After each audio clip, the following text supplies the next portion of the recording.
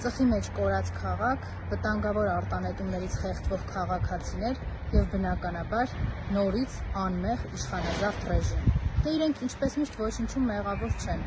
Հերթական անգամ ինչ-որ միստիկ ուժեր կգտնվեն, ովքեր այս անգամ էլ այրեցին քաղաքային աղբանոցը։ Ինչպես մեր բոլորի աչքի առաջ ծախեցին Արցախը, բայց հետո ասցին դե վաղուց ծախել էին ինչ-որ միստիկ ուժեր հանձնել էին։ Հիմա նույն տրամաբանության մեջ ինչ-որ միստիկ ուժեր այրել են քաղաքային աղբանոցը։